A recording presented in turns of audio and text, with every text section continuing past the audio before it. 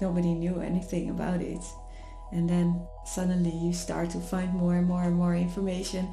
You connect all the details to each other. It really felt like a detective.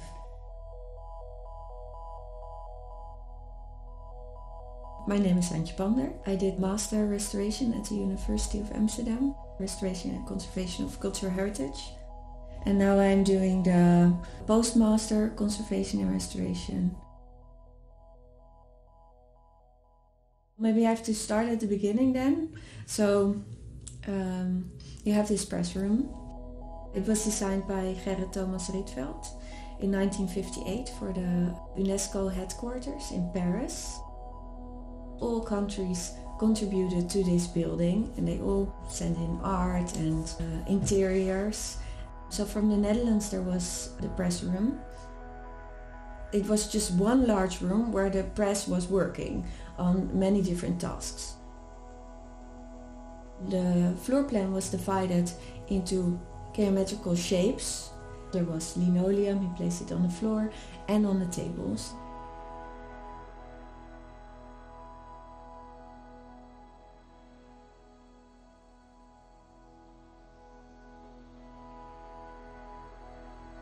So in the 80s this room was taken out of the building and the furniture was brought to the Agency of Cultural Heritage where it's now standing.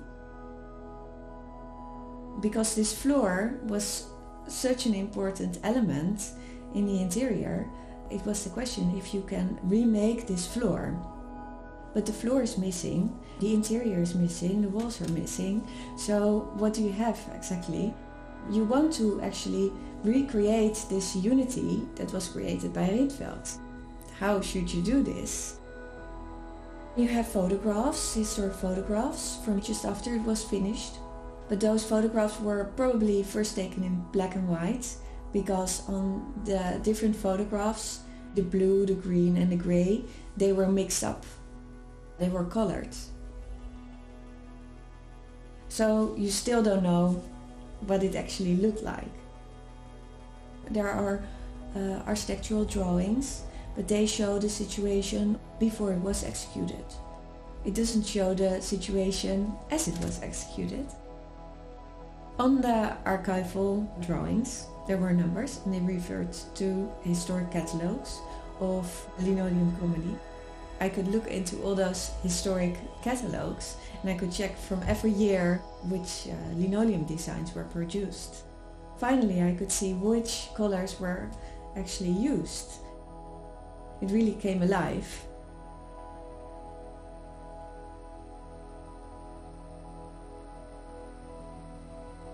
And then there was also an extra archive somewhere in the back of the factory. From every year, from the final production, there was just one sample taken and it was stored in those boxes and just left there. We could select all the samples from it that were used in the press room and put them next to each other. And then finally, you saw what a beautiful color harmony this actually forms.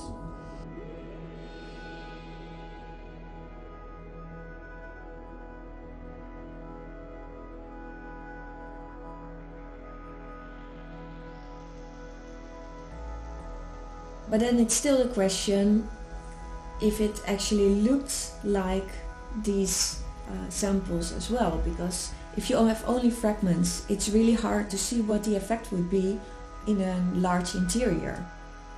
It was a really important design, so I think for Dutch heritage it's really important that we have at least an idea of this room, but at one point you just have to accept that you will never know exactly what it would have looked like.